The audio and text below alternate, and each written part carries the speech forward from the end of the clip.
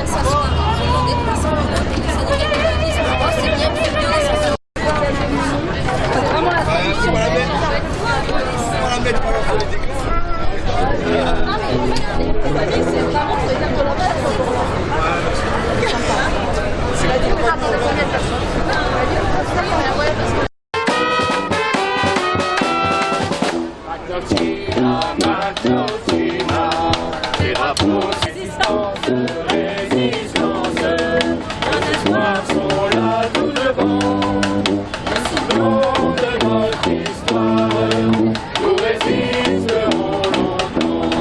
Rassemblement qui est destiné à protester contre les violences policières et en particulier les violences policières faites aux femmes. Donc moi bien sûr je suis là, je trouve que les femmes paient un très lourd tribut dans la société moderne, à tous les échelons, au point de vue du travail où elles ne sont pas payées, elles sont payées beaucoup moins que les hommes, au point de vue des violences, les violences aussi sexuelles, pour lesquelles l'impunité totale règne pour les agresseurs. Et donc là ça continue, encore dans le mouvement des Gilets jaunes, les femmes sont à mon avis touchées aussi, peut-être même plus durement que les hommes, et donc c'est pour ça que je suis là.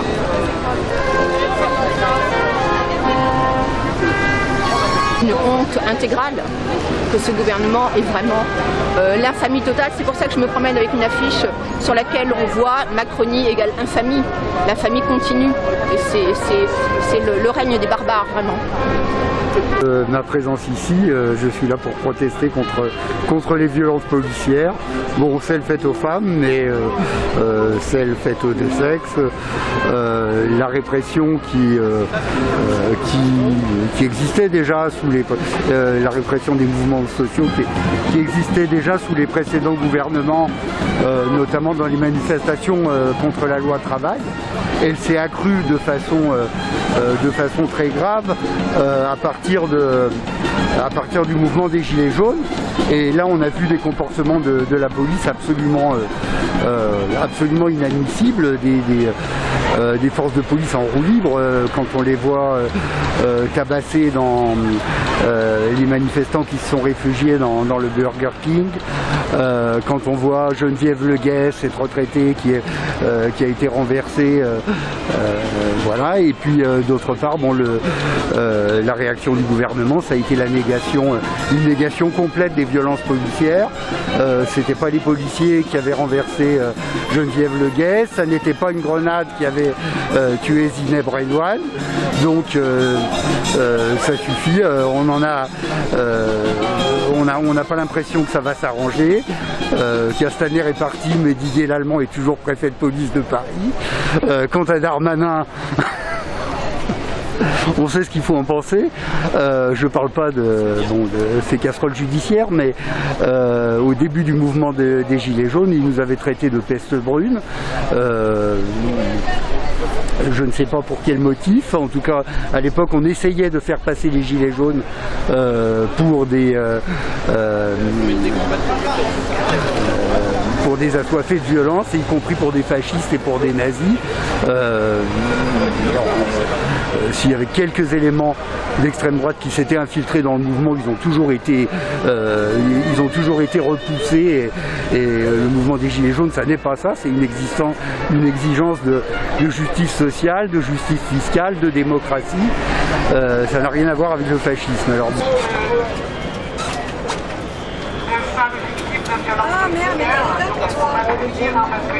c'était le 18 mai 2019, vers 16h à Reims, après une manif gilet jaune. Je portais une couronne de fleurs jaunes, je discutais avec mes camarades et des passants, j'étais statique sur la chaussée. Un groupe de 10 policiers très lourdement équipés et allant vers une rue perpendiculaire. Je suis resté sidéré jusqu'à ce que l'un d'eux, en première ligne, n'a pas dévié et est venu au contact avec son bouclier, me projetant sur le pavé comme si j'étais une quille. Un de ses collègues m'a enjambé. Résultat, traumatisme crânien, plaie du cuir chevelu et douleurs multiples. J'avais 60 ans lors des faits. Je pèse 56 kilos. Je suis infirmière en invalidité et je travaillais en chirurgie dans un centre anticancéreux. Et comble de l'ironie, mon mari est un policier retraité. Plus tard, j'ai porté plainte. Le policier a nié et a porté plainte contre moi pour diffamation. avec ses collègues et des témoins sortis on ne sait d'où. Et alors que l'affaire était classée, j'ai reçu la semaine dernière, soit près d'un an après, une invitation entre guillemets par téléphone pour être auditionné. J'ai objecté que le policier avait retiré sa plainte. Le major m'a répondu qu'elle était maintenue, avec en plus une autre pour violence contre le policier. Depuis ce beau jour de mai, j'ai perdu le goût de vivre. Je suis en état de sévère dépression post-traumatique. Je crois que le fait que l'on me fasse passer pour une menteuse est peut-être le pire outrage. Ma vie a changé depuis. Je suis dévastée, car je ne supporte pas les injustices. Je n'oserais pas me comparer aux victimes de violences policières qui ont été mutilées, mais il me reste ma parole et mon honneur, et celui des victimes à défendre. Kat Westjaune, que vous connaissez, qui est une vraie star, parmi les stars des Gilets jaunes, qu'on a tous vu, qui s'est battue, qui est vraiment une guerrière, mais qui au départ n'était pas une guerrière. C'était juste une mère de famille qui venait défendre ses droits, réclamer de quoi vivre dignement, et qui s'est fait massacrer. Vous l'avez toutes vue en photo, avec ses cicatrices horribles. Voilà. Donc il y a quelques mois en arrière, j'ai manifesté pour la première fois. Mère de famille tranquille, les violences policières n'étaient pour moi que des mots, des images au journal télé ou sur le net.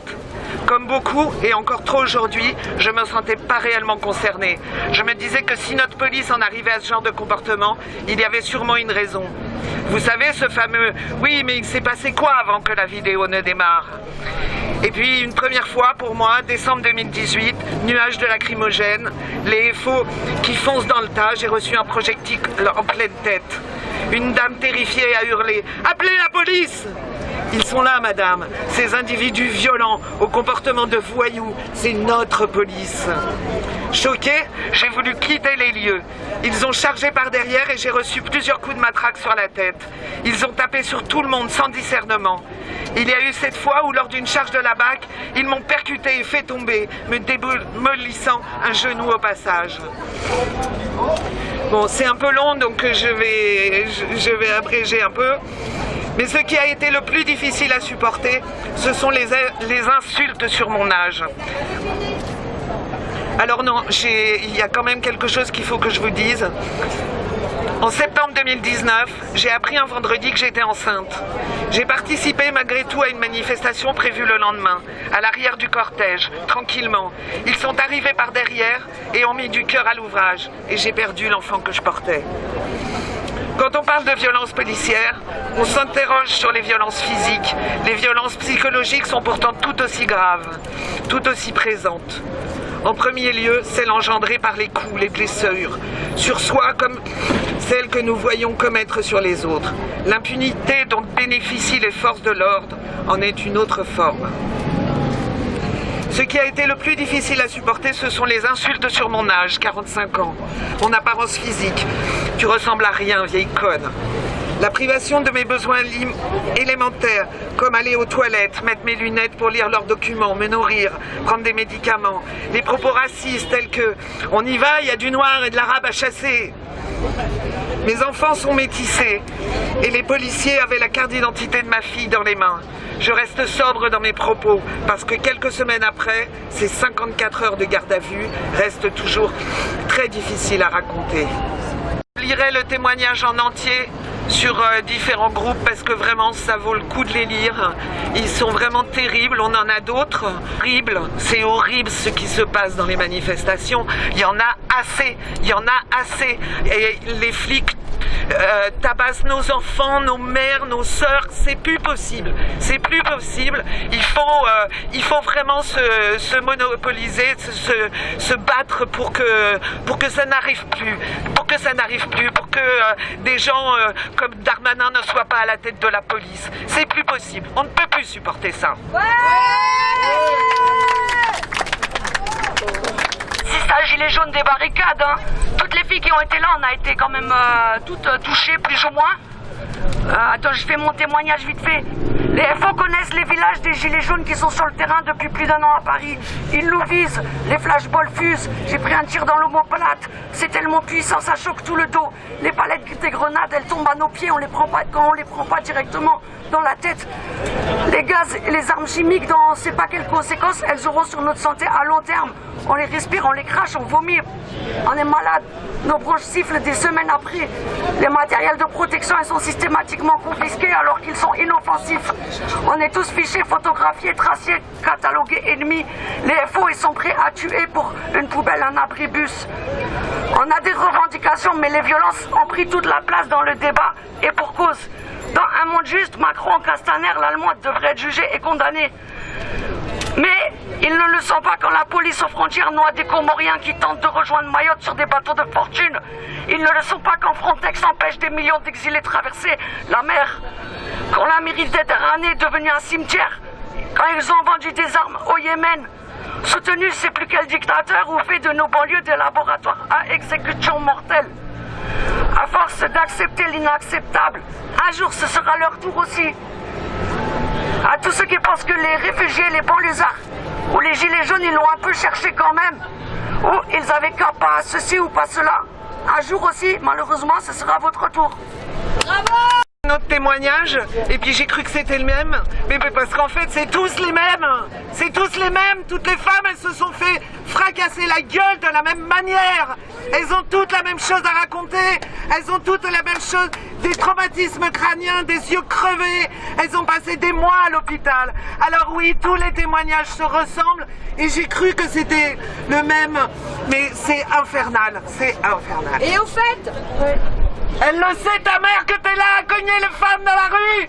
Elle le sait. elle le sait! Elle le sait, ta mère. Je dis à toutes les familles, à toutes les sœurs, à tous les frères, à toutes les mères, à tous les pères, à tous les enfants qui ont dû subir toutes ces violences, qui doivent encore vivre les traumatismes de tout ce que tout ça a engendré, c'est insupportable. Et ce qu'il faut comprendre, c'est que c'est vraiment des souffrances à vie. On se souvient toujours de quand on s'est fait tabasser par un flic, toujours. C'est quelque chose qui s'oubliera jamais, et ça ne fait pas, ça ne baisse pas la colère, au contraire, ça la ravive. Alors qu'ils arrêtent,